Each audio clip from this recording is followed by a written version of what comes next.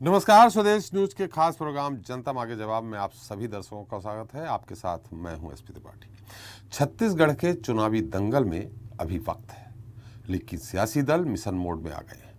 जी हां, अगले साल नवंबर में होने वाले विधानसभा चुनाव को लेकर सत्ताधारी कांग्रेस के साथ ही मुख्य विपक्षी दल बीजेपी ने पूरी तरह से कमर कस ली है। एक और मुख्यमंत्री भूपेश बघेल लगातार सूबे के तमाम हिस्सों में जाकर जनता से भेंट मुलाकात कर उनकी समस्याओं को सुलझाने के साथ सौगात भी दे रहे हैं। तो वहीं बीजेपी के नेता भी अब आदिवासियों के बीच पहुंचकर भूपेश सरकार की नाकामियों और बीजेपी के 15 साल के शासन की उपलब्धियों को गिना रहे हैं। सीधे शब्दों में कहें तो अब सियासी अखाड़े में आदिवासी हैं। वैसे ऐसा होना भी है, क्योंकि बीजेपी हो या कांग्रेस या फिर अन्य कोई दल, सभी ये बात बखूबी जानते हैं कि सरकार तभी बनेगी जब आदिवासी वोट बैंक उनके साथ होगा। 2018 के चुनाव में कांग्रेस आदिवासियों को लुभाने में सफल रही। सूबे की ज्यादातर आदिवासी सीटों पर कांग्रेस ने परचम लहराया था। वर्तमान में राज्य की 29 आदिवासी सीटों में से 27 पर कांग्रेस, जबकि सिर्फ 2 पर बीजेपी का कब्जा है। कांग्रेस की फिर यही कोशिश है कि वो अपना पिछला प्रदर्शन दोहराए ताकि उसकी सत्ता बनी रहे। वही बीजेपी आदिवासियों की नाराजगी को दूर कर उनका वोट बैंक अपनी ओर खींचने के लिए नई नई रणनीतियां बना रही। खैर, आदिवासियों से जो आस है और उनकी जिस तरह से आवभगत सियासी दल करने में जुटे हैं, उसके बाद आदिवासी किस ओर रुख करेंगे, जनता मांगे जवाब में अब चर्चा इसी को लेकर होगी। आज के मुद्दे सियासी अखाड़े में आदिवासी।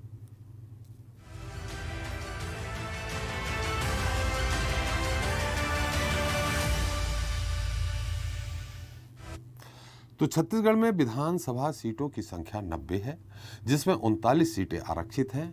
इन सीटों में 29 अनुसूचित जनजाति और 10 सीटें अनुसूचित जाति वर्ग के लिए आरक्षित हैं।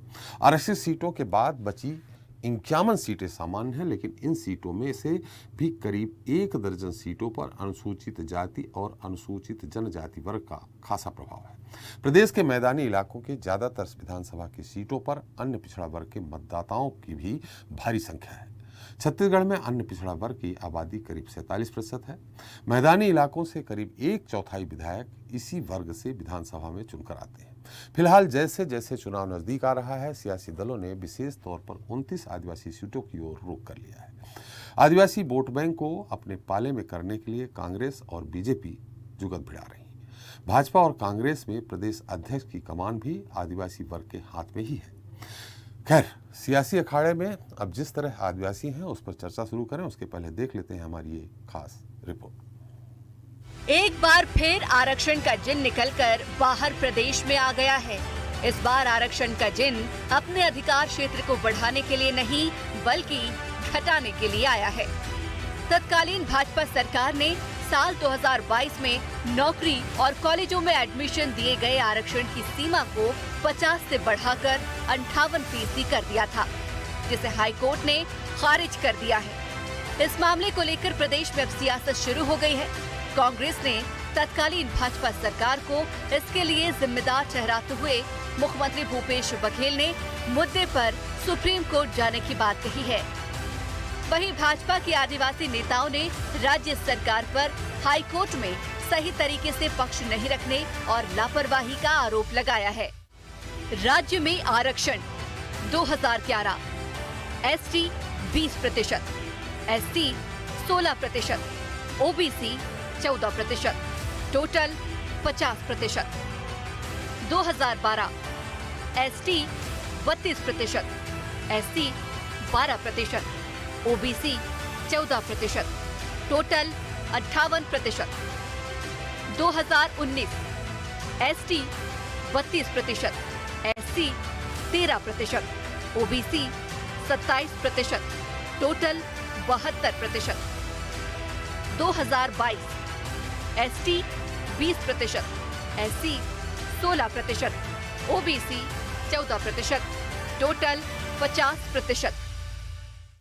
बता दें कि तत्कालीन भाजपा की सरकार ने साल 2012 में आरक्षण की सीमा को 50 से बढ़ाकर 58% कर दिया था, जिसे लेकर गुरु घासीदास साहित्य समिति, डॉक्टर पंकज साहू सहित अन्य ने कोर्ट में इस निर्णय को चुनौती दी थी, जिस पर करीब 10 सालों तक चली लंबी सुनवाई के बाद 19 सितंबर 2022 दिन सोमवार को हाई कोर्ट के चीफ जस्टिस अरूप कुमार गोस्वामी और जस्टिस पीपी साहू के डिवीजन बेंच ने तत्कालीन सरकार के आरक्षण को 50 से बढ़ाकर 58 करने के निर्णय को खारिज कर दिया। भाजपा के आदिवासी नेताओं ने आरक्षण को गंभीरता से नहीं लेने का आरोप लगाया है। आदिवासी नेता नंद कुमार साय ने कहा कि एसटी आरक्षण 32 से घटाकर 20% आरक्षण होने से हमें दुख है। तो वहीं प्रदेश महामंत्री केदार कश्यप ने कहा कि सरकार को अपना पक्ष रखना चाहिए। मुख्यमंत्री को इस मामले में आदिवासियों से माफी मांगनी चाहिए। 32% जो यहाँ आरक्षण था उसमें 12% कम हो गया है। कांग्रेस पार्टी की सरकार मुझे लगता है जानबूझ करके जनजातियों को कमजोर करने के लिए इस आरक्षण को कैसे उनके विपरीत निर्णय आए, ये इनके मन में थी, इनकी मानसिकता में थी, इसीलिए इन्होंने ठीक वकील नहीं रखा, ठीक से विषय को रखा नहीं।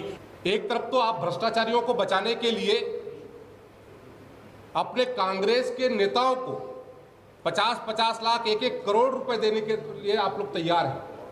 क्या आदिवासियों के लिए इनकी एक थोड़ी सी भी चिंता नहीं है? ये सरकार आदिवासी विरोधी है। ये सरकार चाहती है, इनके मंत्रीगण चाहते हैं। इनका बयान आया, इसके लिए तो मुख्यमंत्री जी को उसके लिए माफी मांगनी चाहिए थी। इधर बीजेपी के आरोप के बाद तत्काल पीसीसी चीफ ने राज्य सरकार को बदनाम करने का आरोप लगाया है। कहा कि हाई कोर्ट ने 58% आरक्षण को रद्द करने का फैसला लिया है। भाजपा की नीयत खोटी होने की वजह से ये फैसला आया है। उन्होंने कहा कि भाजपा के गैर जिम्मेदाराना रवैया का यही नतीजा है। तो वही मुख्यमंत्री भूपेश बघेल ने कहा कि भाजपा ने आनन फानन में बिना किसी तैयारी के आरक्षण को 58% किया था। आरक्षण रद्द होने पर यहाँ के लोगों को नुकसान है। मुख्यमंत्री ने कहा कि फैसले का अध्ययन करने के बाद हम सर्वोच्च न्यायालय जाएंगे। भारतीय जनता पार्टी सरकार ने 58% किया, तो बिना तैयारी कर दी है। कोर्ट में लंबित था, 2011 में शायद लागू किया था। आज 11-12 साल हो गए बिना तैयारी को किए। आज कोर्ट का फैसला है, क्योंकि उस आधार पे उन्होंने किया है तो उसको रिवर्ट कर दिया। तो ये बात बिल्कुल सही है कि इससे यहाँ के लोगों को नुकसान है। यहाँ की जो जनसंख्या उसके आधार पे उसको आरक्षण नहीं दिया गया, लेकिन भारतीय जनता पार्टी बिना तैयारी के उसको लागू कर दिए थे, जिसका खामियाजा भुगतना पड़ा। हम उसका अध्ययन करके फिर उच्चतम न्यायालय जाएंगे। भारतीय जनता पार्टी के नेताओं से मैं पूछना चाहता हूँ, माननीय नंदकीराम कंवर जी हो, केदार कश्यप जी हो, जो साय जी हो, उन्होंने अगर सचमुच में आदिवासियों को आरक्षण देना था तो हाई कोर्ट में अपनी बात क्यों नहीं रखी? कोई कुछ भी कहे, लेकिन नियमों को ताक पर रखकर घोषणाएं करना बीजेपी और कांग्रेस दोनों ही सरकार की फितरत में रहा है। लेकिन इससे आम जनता को जिन मुश्किलों का सामना करना पड़ रहा है वो सबकी सोच से परे है। बहरहाल आने वाले समय में इस फैसले को लेकर कौन कहां जाता है ये देखने वाली बात होगी। फिलहाल हाई कोर्ट ने संविधान के नियमों के अनुसार आरक्षण की प्रक्रिया को जारी रखा है। तो जनता मांगे जवाब में चर्चा को विस्तार दें, उसके लिए हमारे साथ मेहमान जुड़े हैं। बीजेपी नेता श्री चंद सुंदरानी जी हैं। सुंदरानी साहब, आपका बहुत बहुत स्वागत है। कांग्रेस से प्रवक्ता हैं सुरेंद्र वर्मा जी। वर्मा जी, आपका भी स्वागत है। छत्तीसगढ़ अनुसूचित जनजाति आयोग की सदस्य हैं हमारे साथ अर्चना पोर्ते जी, आपका भी स्वागत है। और वरिष्ठ पत्रकार हमारे साथ आरपी श्रीवास्तव जी और मैनेजिंग एडिटर, आपका भी बहुत स्वागत है। सुंदरानी जी, कैसे हैं आप? त्रिपाठी जी महाराज, आपका आशीर्वाद है। बहुत समय बाद आपके साथ बैठने का अवसर जी, हमें भी बहुत लंबे बाद आपके साथ बात करने के, लेकिन आज रंगीन हो रहे हैं आप फिर से। आज आपके साथ रूबरू हो रहा हूँ ना, तो आपका आशीर्वाद मिलता ही है हमेशा मुझे। आपकी बड़ी जो शर्ट है, टी शर्ट है, क्या मालूम, बहुत रंगीन दिख रही है। चलिए, कांग्रेस आरोप लगा रही है कि आपने 2012 में जो आरक्षण 32% बढ़ाया था जनजातियों के लिए, उसमें आपने सही ढंग से तैयारी नहीं की है, जिसके कारण हाई कोर्ट में फैसला जो आया है वो वापस 50% से नीचे आ गया, यानी 20% हो गया, 32 से 20 अनुसूचित जनजाति के लिए हो गया। ये आरोप लगाया है कांग्रेस ने। आदरणीय त्रिपाठी जी, कांग्रेस का काम है आरोप लगाना जी। पौने 4 साल से सरकार में ये है जी केस इनको लड़ना था, सारी तैयारी इनको करनी जी। थी। अपनी विफलताओं को लेकर अगर ये भारतीय जनता पार्टी का आरोप लगाएंगे, भारतीय जनता पार्टी ने तो कर दिया था 58%। जी। अब उसके बाद हमारी सरकार रही नहीं 2018 जी। से, और हाईकोर्ट में मामला चल रहा था।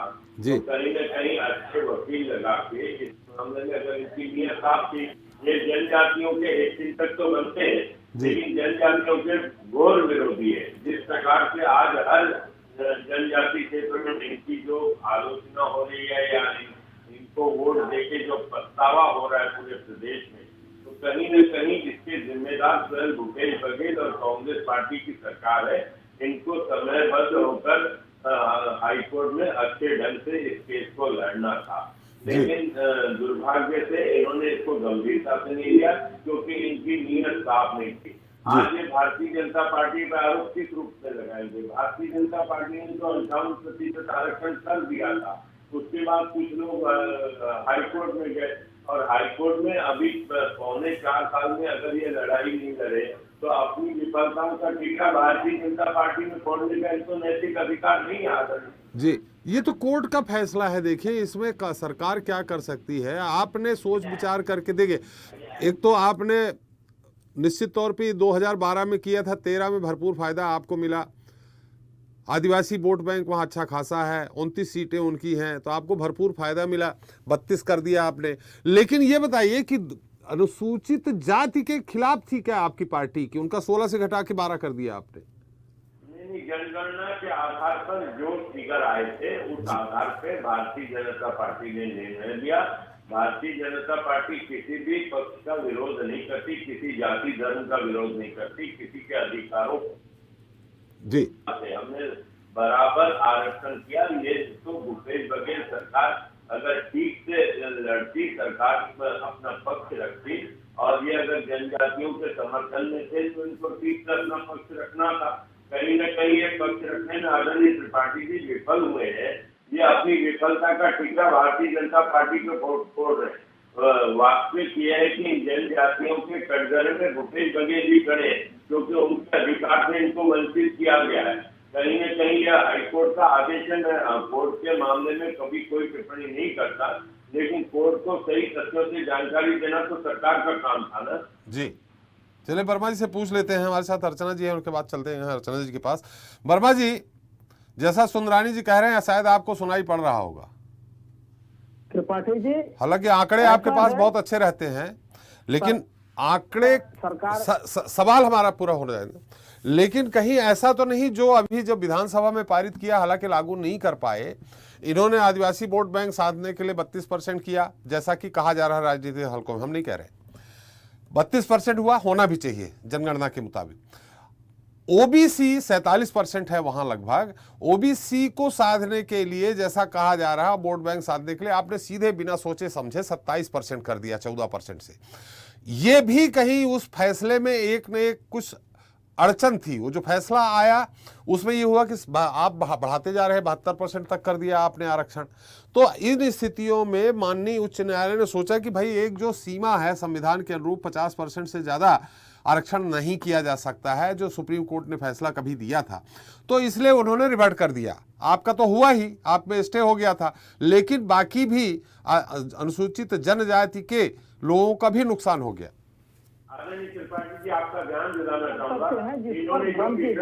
एक मिनट वर्मा जी सुंदरानी जी कुछ कह रहे हैं, वो भी सुन लीजिए जी। मैं आपका ध्यान आकर्षित करना चाहूंगा। इन्होंने जो 72% किया था, जो अन्य पिछड़ा वर्ग को जो इन्होंने बढ़ाया था आरक्षण, उसमें खुद ही के निगम के अध्यक्ष ने हाईकोर्ट में उसके विरुद्ध याचिका दायर की, जो कांग्रेस पार्टी की सरकार में निगम के अध्यक्ष है, कांग्रेस पार्टी के नेता है, जो जिन्होंने इसके खिलाफ अन्य पिछड़ा वर्ग को जो आरक्षण बढ़ाया था। तो कहीं न कहीं इनके नियत में ही खोट है। कुणाल शुक्ला जी की बात कर रहे हैं आप? जी, कुणाल जी की बात कर रहा हूं। जी, चलिए वर्मा जी। त्रिपाठी जी, भारतीय जनता पार्टी के साथियों का ऐसा लगता है कि सरकार जाते ही याददाश्त भी चली गई। आपको याद होगा जब ये 2011 में ये अमेंडमेंट लाए, उससे पहले 2010 में तत्कालीन गृह मंत्री ननकीराम कंवर जी की अध्यक्षता में एक कमेटी बनाए थे। कोई भी इंदिरा साहनी मामला जो था नवंबर 1992 में जब फैसला आया तो वो सामान्य परिस्थितियों के लिए था, और जब विशेष परिस्थिति में जहां जनजातीय आबादी, अनुसूचित जाति आबादी और पिछड़ा वर्ग की आबादी अधिक है, वहां पर सामाजिक, आर्थिक और शैक्षणिक तथ्यों के आधार पर उसको बढ़ाया जा सकता है। उसमें कहीं भी इस बार के लिए इंकार नहीं है। और जो दो मामले आपने जिनका जिक्र किया, जो ओबीसी आरक्षण 27% और सवर्णों का आरक्षण जो आर्थिक है, वो एक अलग मुद्दा है, उस पर अलग हाईकोर्ट में प्रकरण दायर है। लेकिन वो अलग मुद्दा है, मालूम है हमको, लेकिन वो मुद्दा अलग है। सोमवार को जो फैसला आया वो पूरी तरह से भारतीय जनता पार्टी की नीयत के खोट को प्रमाणित करता है। 2010 में ये कमेटी बनाए और उसके आधार पर 11 में लागू किए, और 12 में जब हाईकोर्ट में वो मामला गया तो उस कमेटी को, जिसका गठन उस आरक्षण को 32% करने के लिए लाया गया था, उसके तथ्य तक प्रस्तुत नहीं किए गए। और 2012 से 2018 तक 6 साल इनकी सरकार रही। उस दौरान जो है वो दस्तावेज भी प्रस्तुत किए गए और दोबारा संशोधित जवाब भी आया। उस समय भी इनकी सरकार रही, तब भी माननीय ननकीराम कंवर की अध्यक्षता में जो मंत्रिमंडलीय उप समिति की जो रिपोर्ट थी उसको तक प्रस्तुत नहीं किया गया। और जब हमारी सरकार आई त्रिपाठी जी, तब यह तर्क प्रस्तुत किया गया कि मंत्रिमंडलीय उप समिति की जो रिपोर्ट है, जो हजारों पन्ना की थी, जिसमें यह तमाम तथ्य थे कि अनुसूचित जनजाति का हमारे यहाँ सरगुजा और बस्तर का बड़ा क्षेत्र है, 32% आबादी उसमें प्रभावित होती है। उनके शैक्षणिक, सामाजिक और आर्थिक सर्वेक्षण की जो रिपोर्ट थी, माननीय उच्च न्यायालय ने यह कहते हुए खारिज कर दिया कि जो पूर्ववर्ती रमन सरकार ने जो शपथ पत्र दिया था उसमें उस आंकड़े का जिक्र नहीं था। तो ये पूरा जो मामला है, ये भारतीय जनता पार्टी की नीयत में खोट का प्रमाण है। ये कभी नहीं चाहते, क्योंकि इनका रिमोट कंट्रोल उस आरएसएस के हाथ में है, जो महिला वर्मा जी जाति विरोधी है, जो जनजाति विरोधी है। वर्मा जी, 2018 से तो आपकी सरकार है, आप हाई कोर्ट में आप तथ्य रख रहे होंगे, तो जब मैंने कहा ना 4 साल बाद फैसला आया है। त्रिपाठी जी, माननीय महाधिवक्ता ने स्वयं वहां पर अपीयर होकर अंतिम फैसले से पहले वो हजारों पन्नों की रिपोर्ट प्रस्तुत करने के लिए माननीय हाईकोर्ट से अनुमति मांगी, जिसे खारिज कर दिया गया। और खारिज करने का अधिकार हाईकोर्ट ने यही बताया कि पूर्ववर्ती रमन सिंह के समय जो है 6 साल तक समय दिया गया, और जो दस्तावेज और जो शपथ पत्र प्रस्तुत किए गए थे रमन सिंह के दौरान, उसमें ये इस बात का कोई जिक्र नहीं था और उस बात का यह हिस्सा नहीं है, इसलिए उसको स्वीकार नहीं किया गया। और जो हमने 27% ओबीसी आरक्षण और जो 10% सवर्णों के आरक्षण की जो बात कही, उसके लिए जस्टिस छबीलाल पटेल की अध्यक्षता में क्वांटिफाइबल डेटा आयोग गठित किया, और जो स्थानीय निकाय हैं, चाहे वो ग्राम पंचायत का की सामान्य सभा हो या नगरीय निकाय के, वहां पर उसको सत्यापित किया गया, बाकायदा दावा प्रति मंगवा के, आधार से लिंक है, राशन कार्ड से लिंक है। तो छत्तीसगढ़ इकलौता राज्य है। और एक बात और मैं करेक्ट करना चाहूंगा त्रिपाठी जी, ओबीसी की आबादी 47% नहीं है छत्तीसगढ़ में, वो मध्य प्रदेश की स्थिति है। मध्य छत्तीसगढ़ में 52% ओबीसी की आबादी है, 32% अनुसूचित जनजाति है और लगभग 13% जो है अनुसूचित जाति है। इस प्रकार से 97% आबादी को यदि 73% आरक्षण मिलता है तो उसमें भाजपा को आपत्ति क्यों? जी बिल्कुल, तो 10% आर्थिक आधार पे दे देंगे, कुल मिला के 82-83% हो जाएगा आरक्षण। बिल्कुल बिल्कुल, क्यों नहीं होना चाहिए? 97% आबादी के हक की बात है। तो वैसे भी नॉर्थ ईस्ट में 80% है केवल अनुसूचित जाति के लिए जो आरक्षण की व्यवस्था है। अरुणाचल प्रदेश, मेघालय, मणिपुर, मिजोरम में 80% केवल जनजाति के लिए है। जी चलिए, तो खैर अभी तो इस समय तो पूरा ठीक, तमिलनाडु और महाराष्ट्र में है। वर्मा जी इस समय तो पूरा ठीक रहा, जो सरकार तत्कालीन रही हो ठीक है, रमन सरकार, वर्तमान सरकार पे फूट रहा है, सही ढंग से तथ्य नहीं प्रस्तुत हुए, बड़े वकील नहीं किए। त्रिपाठी जी, हाईकोर्ट की प्रोसीडिंग पढ़ लें और कब कब हाईकोर्ट ने क्या कमेंट किया वो भी देख लें। तो भारतीय जनता पार्टी घड़ियाली आंसू बहाना छोड़कर जो अनुसूचित जाति वर्ग के, अनुसूचित जनजाति वर्ग के, जो आरक्षित वर्ग के लोग हैं, उनसे माफी मांगे। 4.25 साल से आप क्या कर रहे थे वर्मा जी? दुर्भावना के कारण है। आप माननीय सुंदरानी जी, आप पूर्व विधायक रहे, हाईकोर्ट का प्रोसीडिंग देख लें आप। हमारे महाधिवक्ता जो सबसे बड़े होते हैं न्यायालय केंद्र सरकार की तरफ से। आदरणीय वर्मा जी, आप लोग अपनी विफलताओं का ठिकरा हमारे ऊपर फोड़ोगे क्या? गलत बात, अपना पाप भारतीय जनता पार्टी कांग्रेस पर मत थोपो। नहीं वर्मा जी, आप वर्मा जी, अगर इन्होंने गलत किया था तो आप सुधार देते ना, सप्लीमेंट लगता है। तो प्रयास किया त्रिपाठी जी, हमने तो प्रयास किया, माननीय महाधिवक्ता ने स्वयं निवेदन किया, हाई कोर्ट ने लिखित में उसको वो रिकॉर्ड में दर्ज है, प्रोसीडिंग पढ़ ले। तो भारतीय जनता पार्टी अपने पास कांग्रेस पर मत थोपे, हमने तो प्रयास किया। मंत्रिमंडलीय समिति के जो दस्तावेज है हजारों पेज, वर्मा जी आते हैं फिर से आपके पास करने की अनुमति मांगी। सुंदरानी साहब, वर्मा जी आपके पास आते हैं। अर्चना जी हमारे साथ काफी देर से हैं। अर्चना जी, मेरी आवाज आ रही है आपको? त्रिपाठी जी नमस्कार जी, सभी को प्रणाम मेरा। जी अर्चना जी, जो भी हो, आप अनुसूचित जाति जनजाति आयोग की सदस्य भी हैं। कायदे से आदिवासियों के हित की बात नहीं हुई है, जो भी फैसला आया, हालांकि माननीय उच्च न्यायालय का फैसला है, सभी को मानना ही है, लेकिन वास्तविकता क्या है मैं आपसे जानना चाहता हूं। पिछली सरकार की गलती थी कि अभी की सरकार की गलती है, या दोनों की गलती है?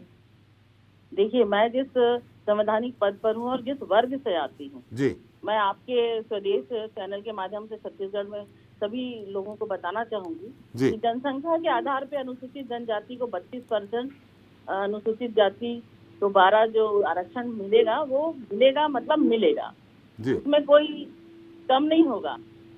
अगर ये मामला 11-12 का है जी, और जब उस समय की सरकार, जो बीजेपी की सरकार थी, उन्होंने बिना तैयारी के जी, अगर उनको वाकई अनुसूचित जनजाति वर्ग और जनजाति वर्ग की चिंता होती तो वो समुचित तथ्य के साथ पेश करते जी, उस वर्ग के हित के लिए काम करते, जो कि वाकई नहीं हुआ जी। अगर हम इंदिरा साहनी वर्सेस भारत सरकार के निर्णय 1995 की माननीय सुप्रीम कोर्ट का निर्णय देखते हैं तो उन्होंने कहा है कि 50% की सीलिंग होनी चाहिए, लेकिन उन्होंने ये नहीं कहा है कि वो 98 या 80 नहीं हो सकती, वो हो सकती है। वहाँ के जनजाति समुदाय के विशेष परिस्थितियों का अगर तथ्य दिया जाए तो बिल्कुल हो सकती है, जैसे कि पूर्ववर्ती राज्यों की है, जैसे कि हमारे प्रवक्ता वर्मा जी ने बताया, बहुत अच्छे से समझा उन्होंने इस तथ्य को। पर मैं ये कहती हूँ कि तो वही मामला हो गया कि अजीत जोगी का जाति का मामला चल रहा है तो चल रहा है, चलते जा रहा है, उनकी बहू भी आदिवासी बन गई। ये तो बीजेपी सरकार में यहाँ हुआ है। और आरक्षण का जो समस्या है वो मरवाही की जनता से ज्यादा अच्छा, हम तो भुक्तभोगी हैं, हमसे ज्यादा अच्छा कौन जानेगा। ये तो सबको सबके सामने है।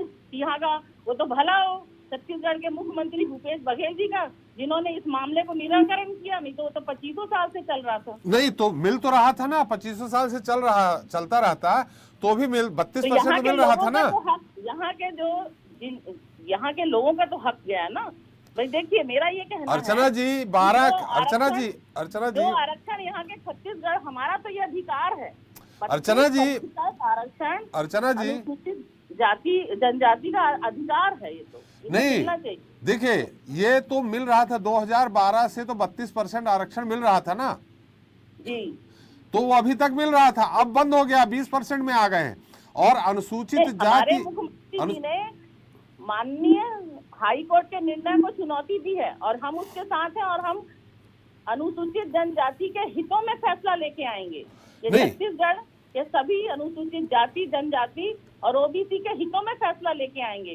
जो बीजेपी की सरकार नहीं कर पाई, छत्तीसगढ़ के जनता के साथ जो न्याय नहीं कर पाई, उस न्याय को आज हमारे छत्तीसगढ़ के मुखिया सुप्रीम कोर्ट में चुनौती देंगे और करके लेके आएंगे उसका निराकरण। देखिए, अब ठीक है, ये आपका सोच है, आपकी जो संभावनाएं हैं वो हम मानते हैं, लेकिन ये आप कैसे कह सकते हैं कि हम लेके आएंगे? सुप्रीम कोर्ट तो अपना क्या फैसला देगा, अभी तो भविष्य में के गर्भ में ये चीज समाहित है। जब पूर्वोत्तर राज्यों में हमको 80% मिल रहा है तो क्यों नहीं हो सकता? बिल्कुल छत्तीसगढ़ में भी हो सकता है। नहीं हो सकता है, ये तो आपका है, लेकिन अभी उच्च न्यायालय ने तो आपको खारिज कर दिया ना। ठीक है ना, तो उसको चुनौती दे रहे हैं ना। लेकिन अभी खारिज कर दिया तो अभी तो आरक्षण बंद है। त्रिपाठी जी, आप उम्मीद क्यों खो रहे हैं? नहीं, उम्मीद साल इन्होंने नहीं किया, जो लोग पिछले में थे, तो आप हमें समय दीजिए ना, क्यों नहीं लाएंगे? देखिए, 10 साल लग गए उच्च न्यायालय में, अब उच्चतम न्यायालय में कितने साल लगेंगे अर्चना जी? आप भी जानते हैं। पिछली सरकार विफल हो गई, अब आप भरोसा रखिए बिल्कुल होगा। छत्तीसगढ़ के अनुसूचित जनजाति जाति के पक्ष में निर्णय आएगा। आप काहे चिंता कर रहे हैं?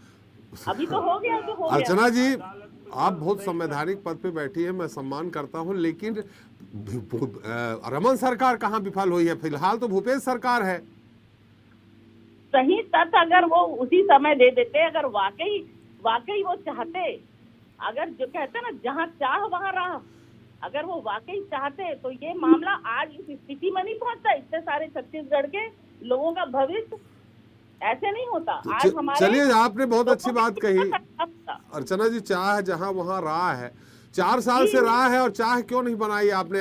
जो गलती इन्होंने कर दी उसको सुधारा। देखिए, ऐसा नहीं है कि न्यायालय में कोई तथ्य प्रस्तुत कर दिए गए तो उसको बदला नहीं जा सकता। आप अनुरोध करके बदल भी सकते हैं कि ये है तथ्य। जी देखिए, हमारे प्रवक्ता जी ने आपको पूरी तरीके से बताया कि इस बात को पूरी तरीके से हमारे महाधिवक्ताओं जी वर्मा जी, आऊंगा। बिल्कुल, हमारे अधिवक्ताओं ने इस बात को रखी है। आज सीएम साहब ने इस चीज को चैलेंज किया है, चुनौती दी है सुप्रीम कोर्ट में, तो बिल्कुल इस बात को रखी है भाई जी। प्रमोशन में आरक्षण का मामला लंबे समय से सुप्रीम कोर्ट में लंबित है, पिछले 5-6 साल हो गए हैं। अर्चना जी,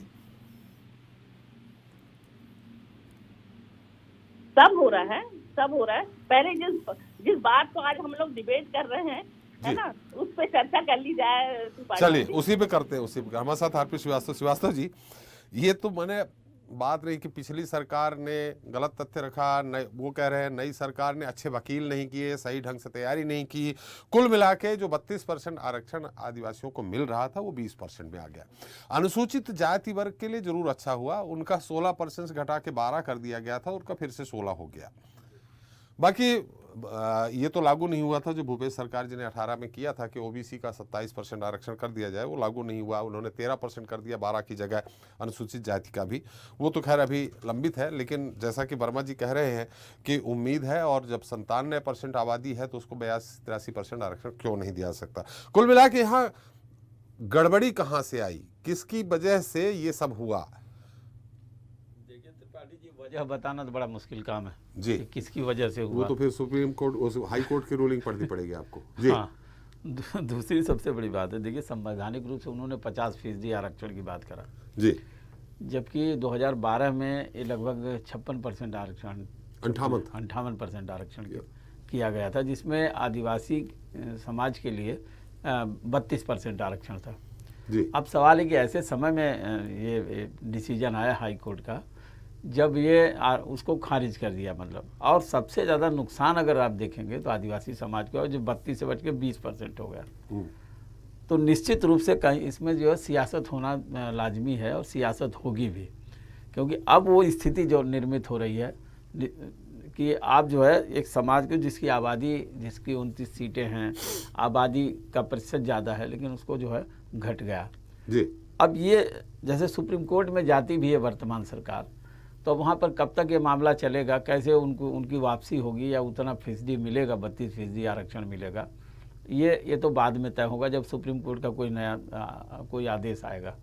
अभी फ़िलहाल तो ये है कि एक दूसरे पर ठीकरा फोड़ने से बेहतर ये होगा कि आदिवासी समाज के लिए जो आरक्षण था, फिलहाल वो उसमें जो है एक तरह से 12% की जो घट गया है, वो एक तरह से डेंट लगता है वर्तमान सरकार के लिए। चाहे वो कितना भी कोशिश कर ले वर्तमान सरकार कि ये उनके समय का रमन सिंह सरकार के टाइम का है, लेकिन वर्तमान में जहाँ तक जिसका सियासी जो मायने निकलता है त्रिपाठी जी, वो ये है कि इस सरकार को ही इसको डिफेंड करना पड़ेगा। जहाँ तक बात रही सुंदरानी जी की, उन्होंने जिस तरह से बताया कि हमारी सरकार, भाई देखिए 2012 का मामला था, 18 में इनकी सरकार बनी, तो मेरे ख्याल में 6 साल इनकी सरकार में फैसला नहीं आया। सरकार ये फैसला ऐसे समय में आया जब पूरा छत्तीसगढ़ जो है 2023 के चुनावी मोड में आ चुका है जी। और अब इसमें जो है एक दूसरे के ऊपर आरोप प्रत्यारोप होने के अलावा कोई चारा नहीं बचता जी।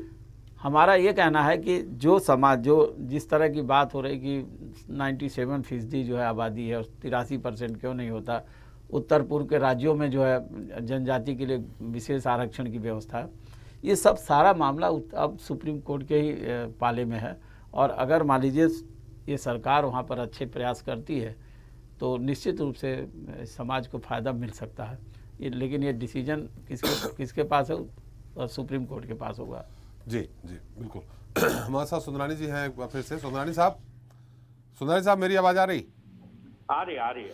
देखिए, वर्मा जी ने तो बिल्कुल उलट आंकड़े प्रस्तुत कर दिए कि आपने उस समय उस ढंग से अपना पक्ष नहीं रखा जो अभी तक चलता रहा। और उन्होंने कई ये भी कहा कि जो हाई कोर्ट की रूलिंग आई है, हाई कोर्ट का जो फैसला आया है उसको एक बार पढ़ें। उसमें कई बार रमन सरकार के समय का जिक्र किया है और दोषी भी ठहराया है कि इन्होंने अपना ये चीज़ों का आंकड़ा नहीं दिया, जिसके कारण ये फैसला आ गया। अर्चना जी भी यही कह रही हैं। नहीं, आदरणीय त्रिपाठी जी, 4.25 साल का कोई वक्त छोटा वक्त नहीं होता जी। अगर कहीं त्रुटि थी तो उसको सुधारने का अवसर इनके पास पूरा था जी। इनको अपने तथ्यों को वहां पे रखना था जी। ये रखने में विफल रहे हैं और ये बात तय है। हमने फैसला की पूरी का अध्ययन अभी हम कर रहे हैं जी। और जहां तक भूपेश बघेल की सरकार को जिस ढंग से वहां पे अपनी स्थिति को रखना था, सरकार के पक्ष को रखना था, ये नहीं रख पाए आदरणीय त्रिपाठी जी। तभी तो आज ये परिस्थिति हमारे सामने निर्मित हुई है। और ये अगर रखते होते तो आज ये परिणाम थोड़ी देखने को मिलता हमको। इन्होंने 4.25 साल का वक्त कोई छोटा वक्त नहीं होता आदरणीय त्रिपाठी जी। और हमारे पास मात्र 1-1.25 साल का वक्त बचा है आगामी चुनाव को लेकर और सुप्रीम कोर्ट में कब जाएंगे, उसके बाद क्या सुनवाई होगी, क्या परिस्थितियां बनेगी। और जिस प्रकार से ये कह रहे हैं कि हम तो करा के रहेंगे, तो बड़ी बात है। मतलब हम इनके हौसले को दाद देते हैं और कराएं, हमें तो हमारी शुभकामनाएं हैं। और लेकिन इनको अपनी गलतियों को स्वीकार करना होगा जी। उससे भाजपा का अर्चना जी जिस दावे के साथ कह रही हम तो करा के रहेंगे, तो कराना चाहिए।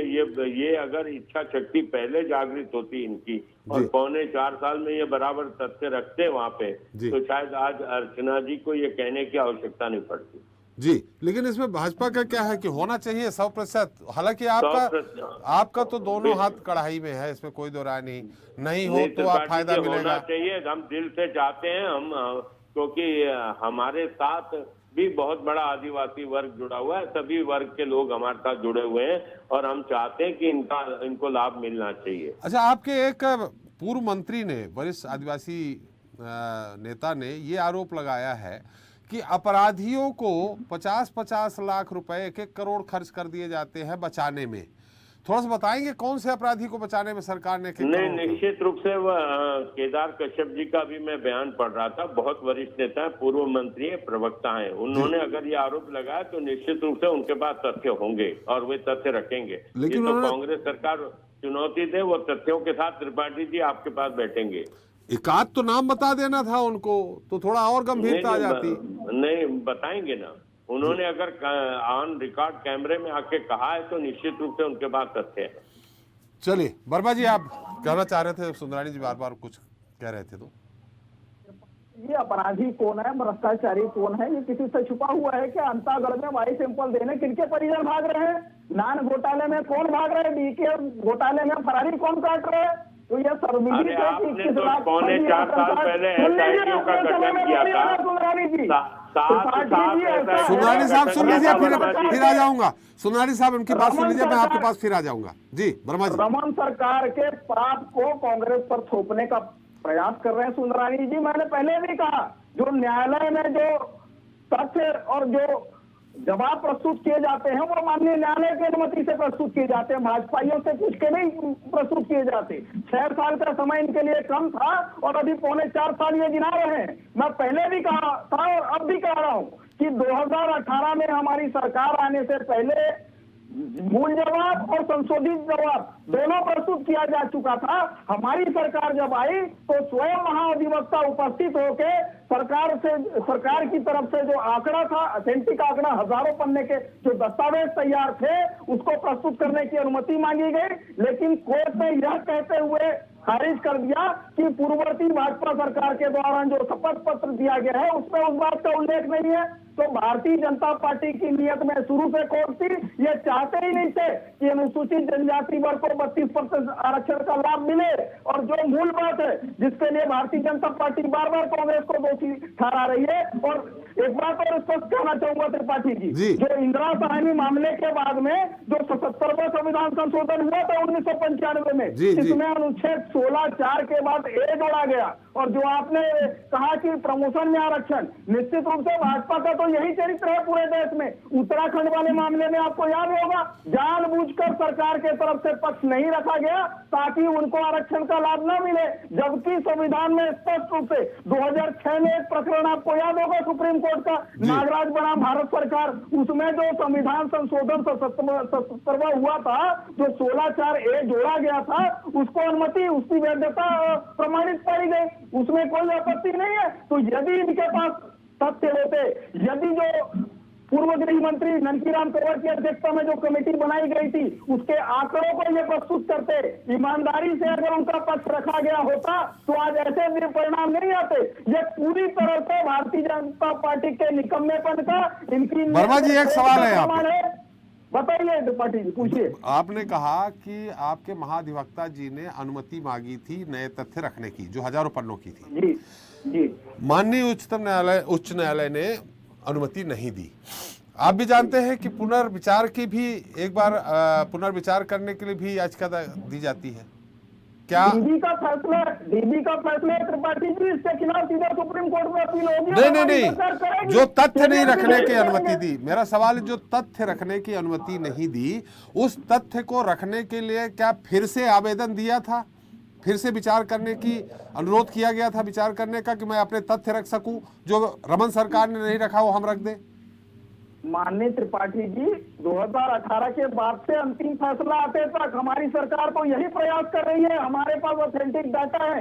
पूर्ववर्ती सरकार की जो कमेटी थी ननकीराम कंवर की, उसके अतिरिक्त मंत्रिमंडलीय उप समिति की जो रिपोर्ट है, जो हजारों पन्ने का दस्तावेज है, वो हम न्यायालय के सामने, माननीय न्यायालय के सामने रखने के लिए अंतिम समय तक प्रयास करते रहे। लेकिन माननीय न्यायालय का यही कथन था कि वो शपथ पत्र में उल्लेख नहीं है जो पूर्ववर्ती सरकार ने किया था, और उसी आधार पर खारिज किया गया। तो ये भारतीय जनता पार्टी का पाप है। ये जानबूझ के वो तथ्य जो इनके पास में थे अनुसूचित जनजाति के समर्थन में, उसको सबमिट नहीं किया, जबकि वही मूलाधार था, और उसके लिए कांग्रेस को दोषी ठहराते हैं।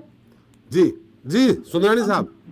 आदरणीय त्रिपाठी जी, आपने पुनर्विचार याचिका की बात की, क्या उसका आप जो आज वर्मा जी जवाब दे रहे हैं कि हम संतुष्ट हैं, सब उनके जवाब। अरे वर्मा जी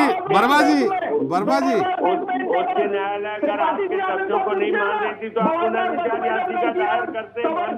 चलिए मैं पूछ लेता हूँ वर्मा जी, 2018 तक क्यों प्रस्तुत नहीं किया? चलिए वर्मा जी, आपने ही पूछ लिया, उत्तर दे देंगे सुंदरानी जी। सुंदरानी साहब वही बोल रहे हैं ननकीराम कंवर की जो रिपोर्ट थी उसमें सही तथ्य क्यों नहीं रखे गए? नहीं, पूरे सही तथ्य रखे। ये वर्मा जी कहेंगे वही मानेंगे क्या? वर्मा जी सुन तो लीजिए, वर्मा जी मैं फिर आपके पास आऊंगा, उनकी बात सुन लीजिए। वर्मा जी मैं फिर आ जाऊंगा आपके पास, उनकी बात सुन लीजिए। तथ्य नहीं रखे वर्मा जी, उनकी बात सुन लीजिए, मैं फिर आपके पास आ जाऊंगा। मंत्रिमंडलीय उप समिति की रिपोर्ट के आधार पर ही तो निर्णय लिया गया आरक्षण का। अगर उस आरक्षण के निर्णय को जो लागू करने की बात की गई तो कहीं न कहीं उप समिति, जो मंत्रिमंडलीय उप समिति थी ननकीराम कंवर जी की अध्यक्षता में, उन्हीं की सिफारिशों को तो लागू किया गया।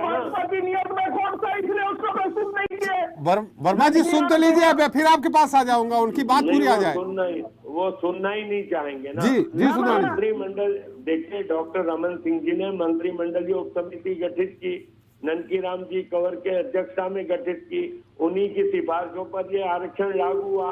उसके बाद उसका मामला कोर्ट में गया, कोर्ट में सारे तथ्य रखे गए। वर्मा जी एक मिनट, उनकी बात पूरी हो जाए, मैं आप ही वर्मा जी नहीं, आप ही उत्तर दे दीजिएगा। अरे वर्मा जी उनकी बात पूरी आ जाए, मैं अभी बहुत टाइम है, मैं आपके पास फिर आ जाऊंगा। जी सुंदरानी साहब, गैर जिम्मेदाराना व्यवहार है, ये किसी की डिबेट को खराब करने का कारण बनते हैं। जी जी जी, मैं ये कह रहा हूँ कि डॉक्टर रमन सिंह जी ने मुख्यमंत्री रहते हुए मंत्रिमंडलीय उप समिति ननकीराम कंवर की अध्यक्षता में गठित की, उनकी सिफारिशों पे आरक्षण लागू हुआ। उसके बाद मामला हाईकोर्ट में गया, हाईकोर्ट में सारी बातें सरकार ने रखी, ननकीराम कंवर जी की अध्यक्षता वाली कमेटी की सिफारिशें रखी, उसके बाद केस चलता रहा।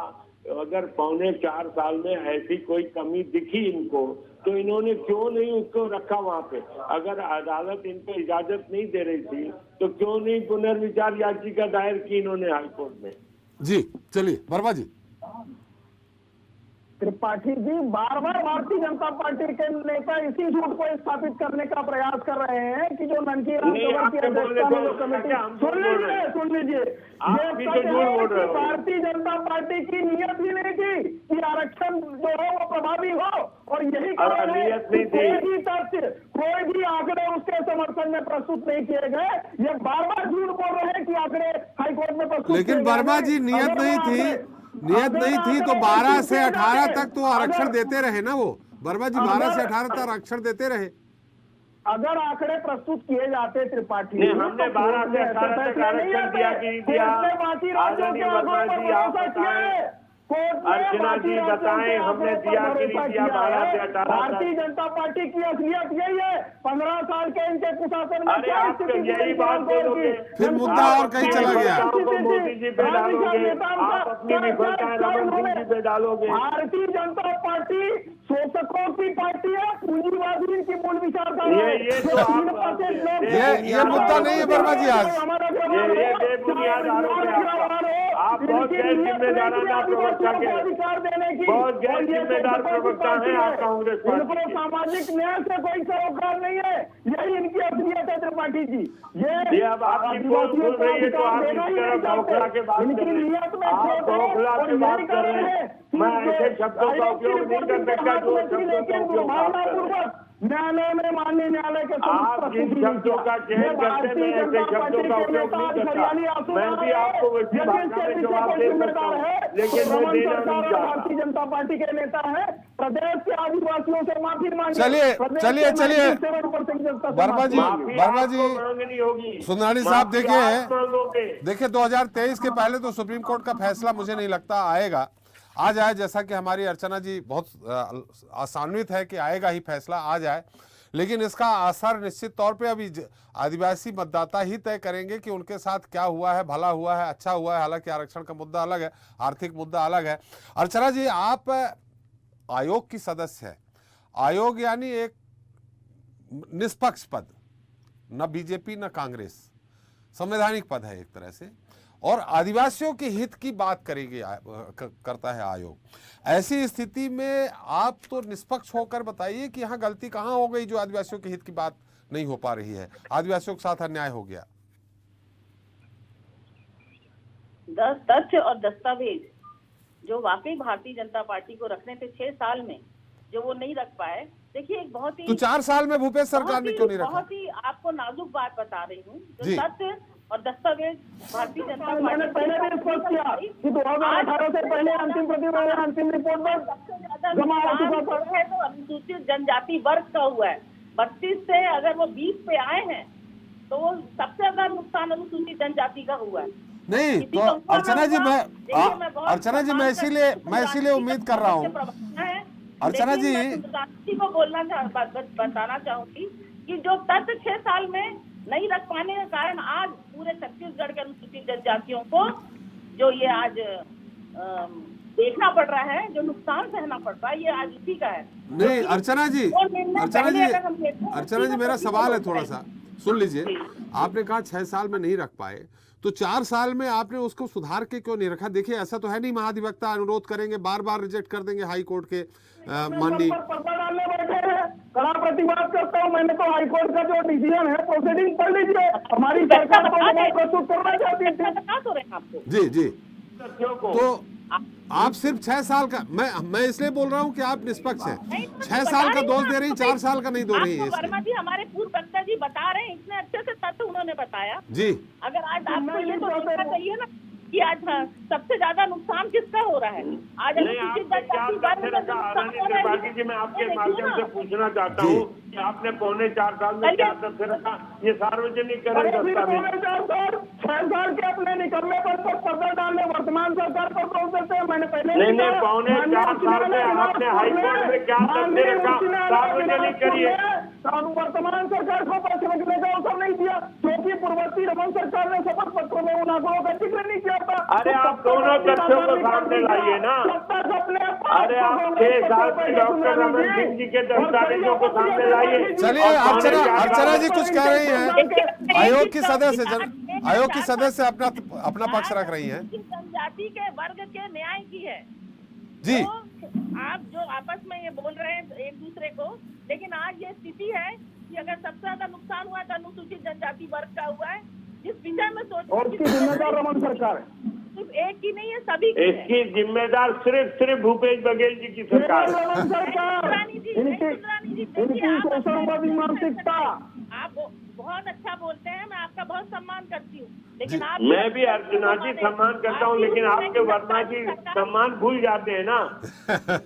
नहीं, आप झूठ बोलेंगे तो प्रतिवाद करना मेरा धर्म है। सुंदरानी जी नहीं, मैं झूठ बोल रहा हूँ। अरे आप रखिए ना, 6 साल में डॉक्टर रमन सिंह जी ने क्या तथ्य रखे और आपने पौने 4 साल में क्या? वर्मा जी आप हम पे आरोप लगा रहे हैं। बड़ी बेशर्मी से घड़ियाली आंसू बहा रहे हैं कांग्रेस को।